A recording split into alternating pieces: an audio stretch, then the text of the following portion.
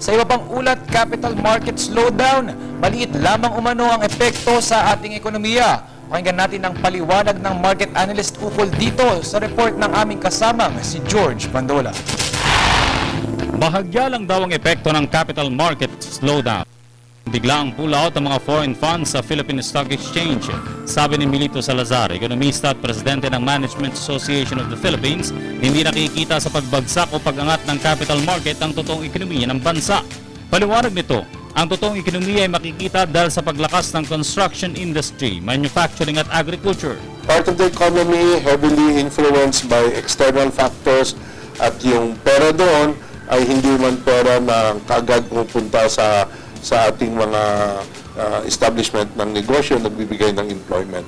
Dapat ang figure titingnan natin, hindi yung funds flow sa capital market, kundi yung foreign direct investment. Kasi ang foreign direct investment, yun ang nagtatayo ng negosyo dito sa bayan natin at nagbibigay ng trabaho sa ating mga mamamayan. Inaasahan namang kusang tatama ang level ng PSE oras na maging panatag na mga foreign backed up stocks. Correct yan, magko-correct yan. Babalik yan. Ganyan naman ang merkado no? Pero ang gusto ko lang i-emphasize na pag tinitingnan natin ng capital markets, apart po yun sa nangyayari sa ating ekonomiya. Kasi meron tayong tinatawag na real economy, yun ang ating gross domestic product natin, nag-increase at nakikita natin sa ilang sektor. Tingnan mo naman sa first quarter, yung ating industry tumaas, no? Maayos ng kalagayang ekonomiya ng bansa ngayon. Hindi ito basta maapektuhan ng pabago-bagong kondisyon ng capital market.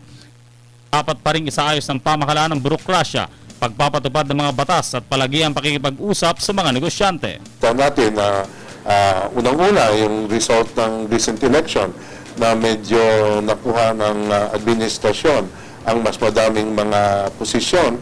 Ito ay nagbibigay ng confidence sa mga investors na continued ang polisiya ng ating gobyerno sa pag-attract ng investors at pagbigay ng mabuting level playing field at environment for business na nawawala ang corruption. At alam mo, yun ang gusto talaga ng mga investors na pagpasok nila, pantay-pantay. Para sa Telebisyon ng Bayan, George Bandola.